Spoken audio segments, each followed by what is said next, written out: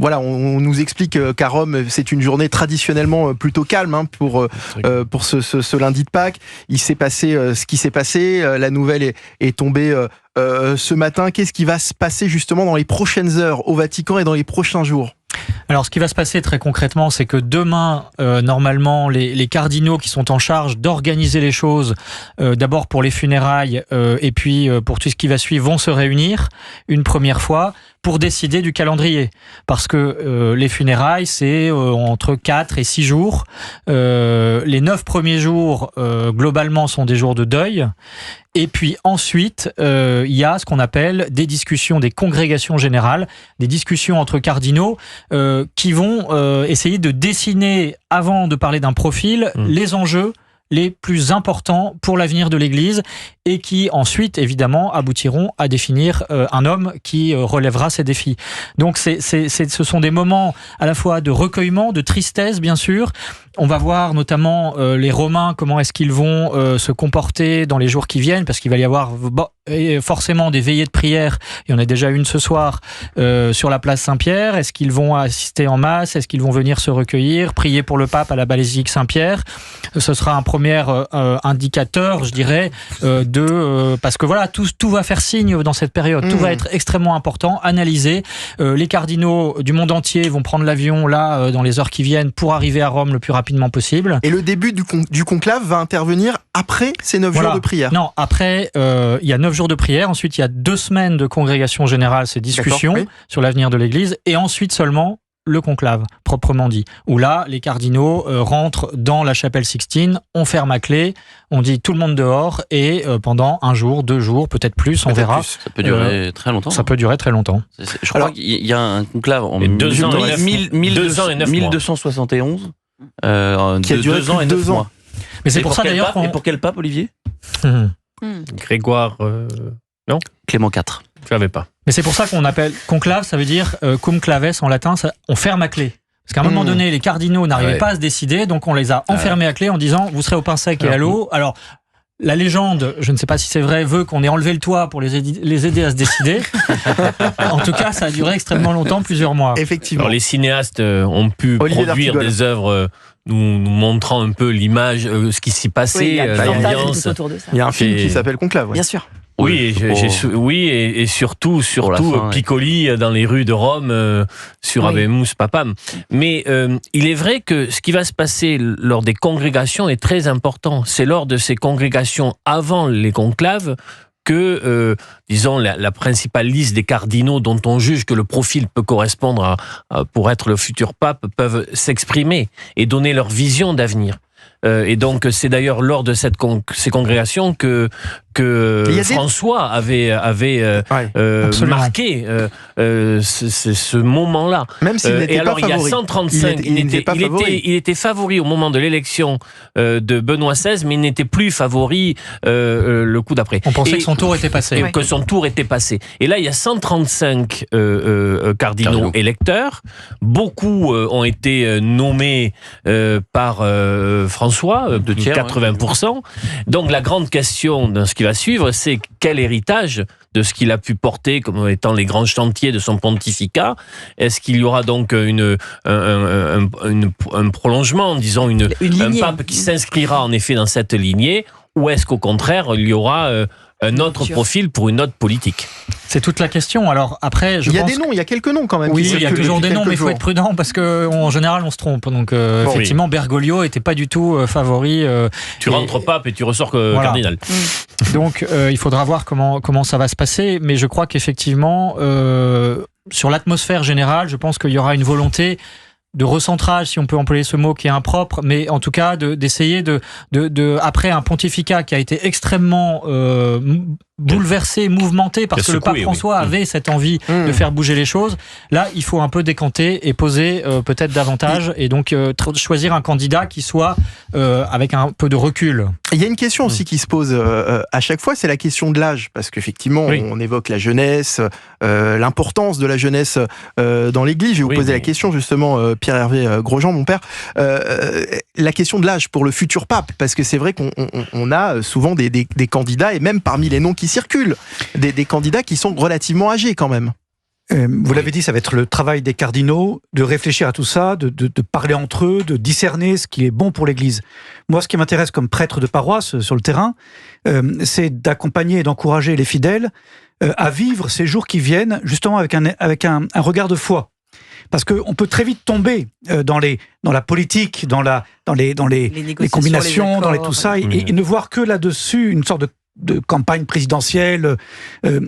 Voilà. Mais en fait, je crois que c'est précieux aussi qu'on puisse prier, et c'est vraiment ce qu'on va faire, et vous allez avoir dans toutes les paroisses, après avoir prié pour le repos de l'âme du pape François, on va prier pour l'Église, on va prier pour les cardinaux qui ont cette charge immense de choisir le prochain pape, pour que nous soit donné un pape qui fera du bien à l'Église.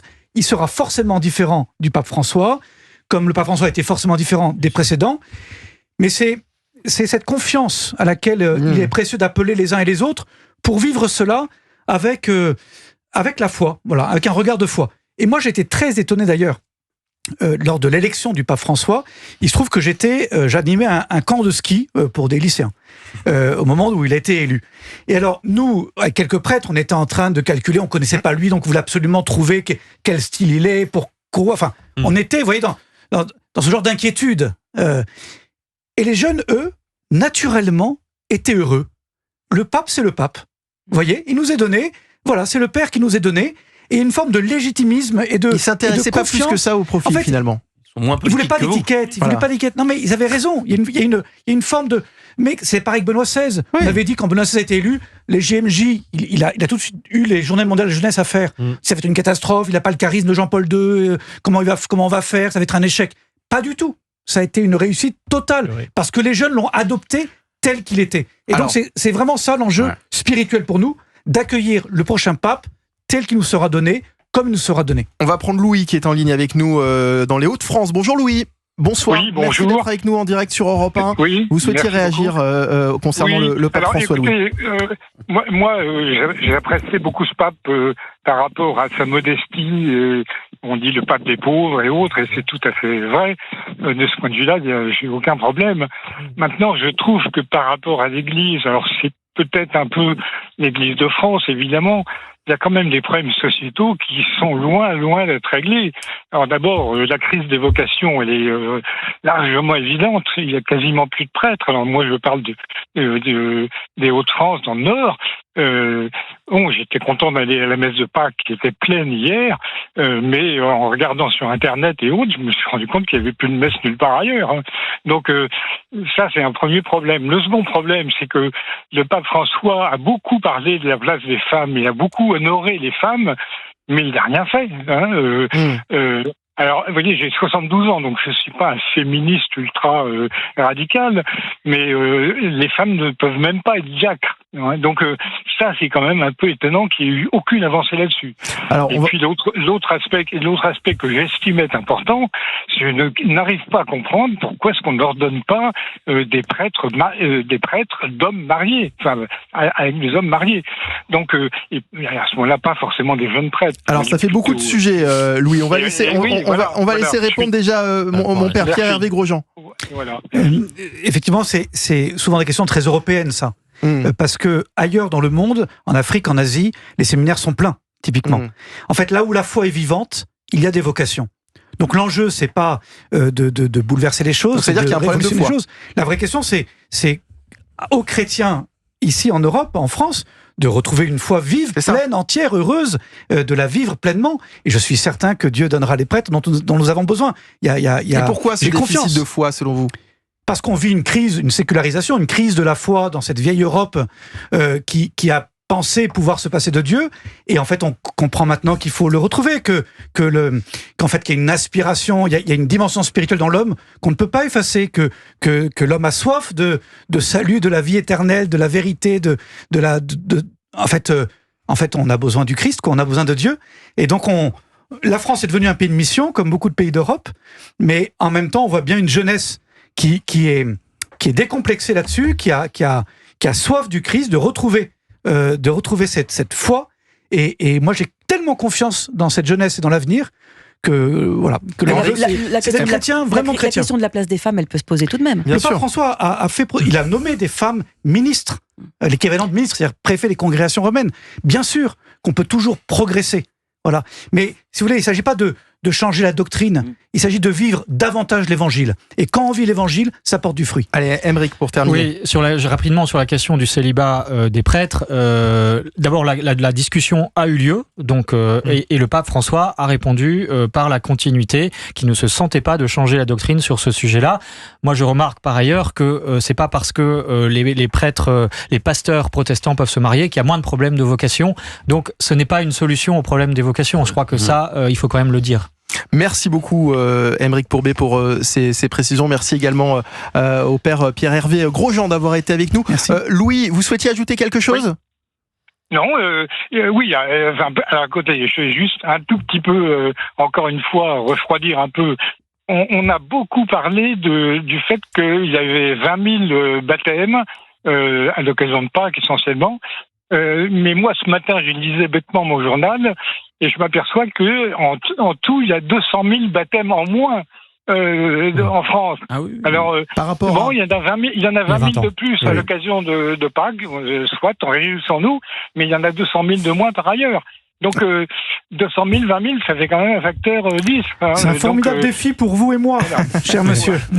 Oui, non, mais je vous remercie de vos réponses qui étaient très claires. Merci beaucoup, Louis. Voilà. Merci pour votre fidélité. Merci d'avoir été avec nous. Merci donc Pierre-Hervé Grosjean, curé de Montigny voisin. Merci à Aymeric Pourbet, qu'on retrouve bien sûr sur Europe 1 et CNews dans Enquête d'esprit. Fabien Lecoeuvre, à très bientôt. Merci pour votre portrait inattendu. Hein. Très inattendu. L'histoire de la radio s'en rappellera. Merci Jules Torres, merci à Olivier D'Artigol et Valérie Benaïm. C'était un plaisir. Demain, vous retrouverez Elliot Deval. Vous serez tous là autour de la table ? Oui, bien sûr. Sûrement. Évidemment, on sera là. A priori. Très bien. Bon, merci à toutes les équipes. Dans un instant, c'est Punchline avec Thierry Cabane sur CNews et Europe 1. Je vous souhaite de passer une excellente soirée sur CNews.